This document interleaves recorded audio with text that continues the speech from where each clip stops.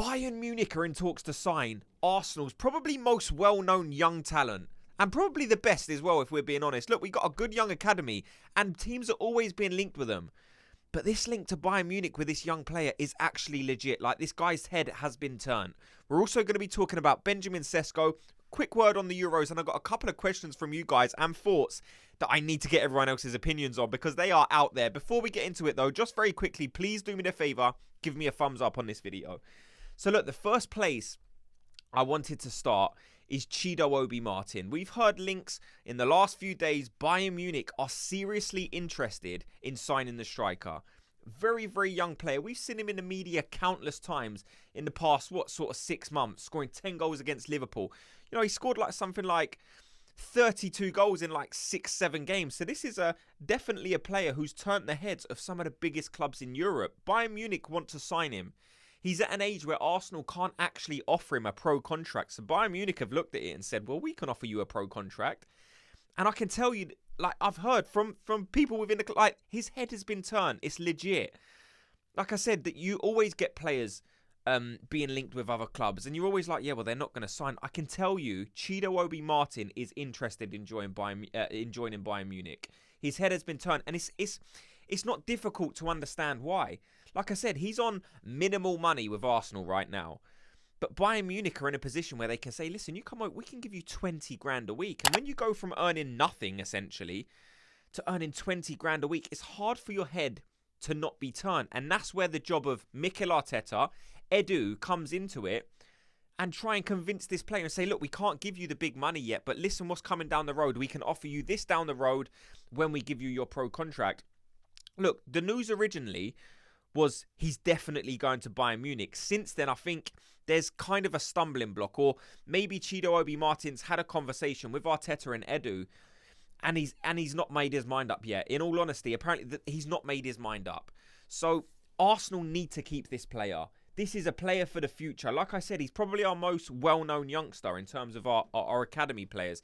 And I tell you what, one of you guys listening had something interesting to say that I need to hear people's opinions on, okay? Let me know if you agree with it, and let me know your thoughts on what this guy said, okay? So what he said is, so this is from the Bill 426, and he said, is anybody going to talk about Obi Martin and plenty other academy players leaving the club? Apparently, Obi Martin could sign a contract with Bayern. This is one of the many reasons Arteta should leave the club. Academy players and young players won't want to come to our club if there's no pathway to the first team, especially when they are actually good. Like I said, before I give you my thoughts, let me know your thoughts on this. Look, if I'm being honest, I read this. And look, I don't want anyone to attack this guy. Thank you for leaving your thoughts. I mean, you obviously believe it because you've left it in the comment section. But for me, the players are not leaving because they don't see a pathway to the first team. Like, Mikel Arteta has shown that he's willing to use young players. Look at our squad in terms of age. We've got one of the youngest squads in the Premier League. So this Mikel Arteta isn't willing to use young players. I don't see it that way. Mikel Arteta is more than willing to use young players. Look, we haven't used Smith Rowe or Reece Nelson or Fabio Vieira as much as some people would like. But if we're being honest, that's probably because they're just not good enough. Now, many of us like Smith Rowe. Many of us like Nelson. Many of us like Fabio Vieira. But Mikel Arteta doesn't think they're good enough. There's been opportunities for him to play them. There's been times where he's played them against a Luton, for example. And yes, they've looked good against a Luton. But if they're not good enough in terms of Mikel Arteta seeing that, then they're not going to get played. I don't think Mikel Arteta is scared of using youth. I don't think Mikel Arteta has a problem with using youth. You can give the example of Balogun from last season. He didn't see Balogun as being the option. He ended up selling him for quite a decent fee. And Balogun hasn't really took off this season. He hasn't continued to score 30, 40 goals, has he? He's done okay. And if you're looking at it now, you would say that probably Mikel Arteta made the right decision. So my thoughts are, I trust Mikel Arteta. If Mikel Arteta sees a young player, he will not hamper them. But the thing we have to bear in mind is Arsenal are in a title race. Many people are saying we need to be using more youngsters. But them same people, if Mikel Arteta plays the youngsters and loses the game, will be saying this guy needs to be sacked. This guy can't win the Premier League trophy. This guy can't win the Champions League. It's very difficult to bed young players in when you're a team fighting for Champions Leagues, fighting for Premier League titles. Pep Guardiola has only done it with a couple of players for a reason. Like, they have to be good enough. Just because you're young, you can't be giving them minutes in massive Premier League ties. Like, you could fit them in a cup game. And we've seen Mikel Arteta rotate his squad a lot more in cup games. But it's very difficult to do it in the Premier League when you're going for the title. Like, you throw them in and then you lose. And then, like I said, everyone piles on. So it's very difficult to do that. So no, I don't think Mikel Arteta needs to leave the club. I don't think Mikel Arteta is the problem. And I hope that Mikel Arteta can convince Chido Obi Martin that Arsenal is the right place for it. Because I and many other of you guys think he's the right guy as well. Also, we need to talk about Benjamin Sesko. He's rejected Arsenal to stay at RB Leipzig. Am I disappointed? Probably yes. I know many of you guys, the Zanzibarian, I know you've been very complimentary of Sesko. You must have seen him a lot more than I have. If I'm being honest, look, all I saw was clips. I started seeing him, watching him a lot more after Arsenal were being heavily linked with him. And I thought he was the right profile of player. He wasn't going to cost a fortune. He had a lot of great attributes that would have complemented what Arsenal need in terms of that front line. I think he was quick, strong, powerful, had a good shot on him, good in the air. I think in terms of a developmental player, he was probably close to being perfect for what Arsenal needed. He's decided to join RB Leipzig, and if I'm being honest, it's probably the right choice for his development. If he was to come to Arsenal, he was never going to be starting straight away.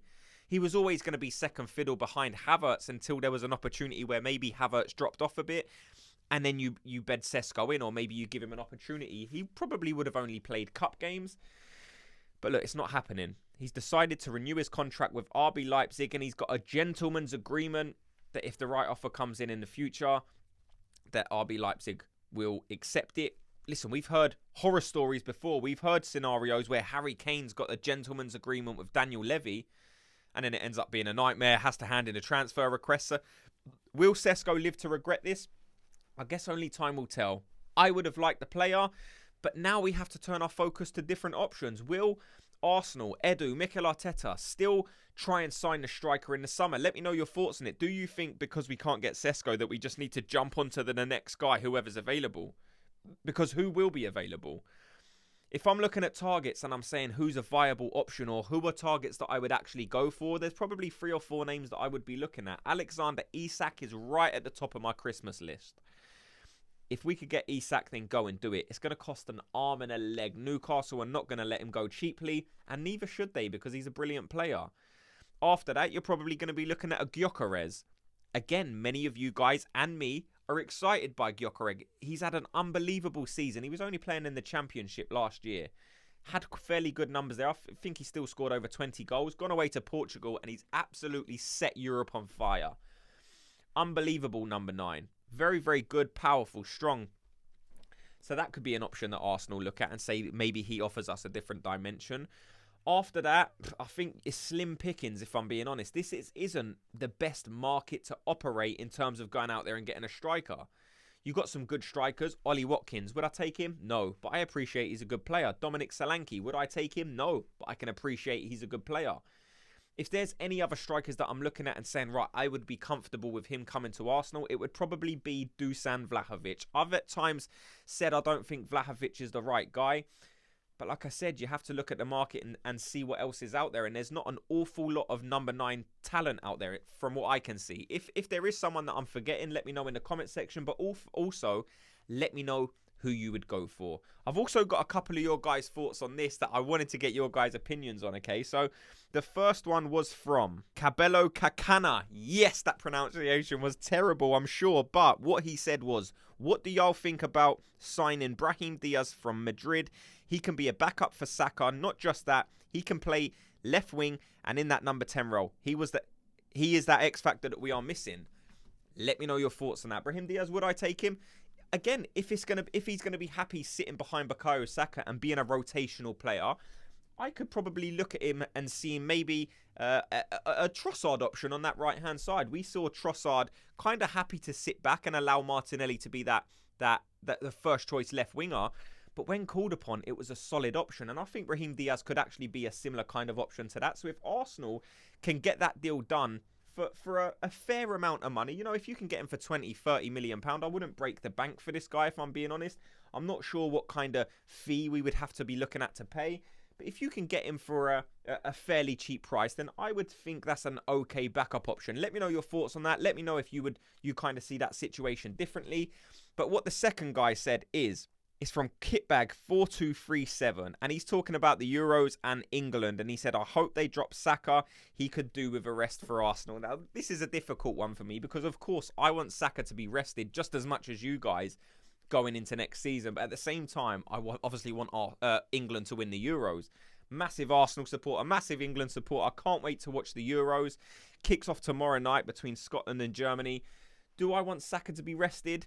If I'm being honest, probably not, because I think he's England's best right winger, and I think it allows us the best chance in winning the tournament. If I'm being honest, I want to see Saka having a good Euros tournament. I know he's a brilliant player now. The world knows he's a brilliant player, and if he goes out there and performs for England, I'm sure that's going to set him up massively to go into next season and have a great Premier League campaign. I think he can go and have a good European tournament as well.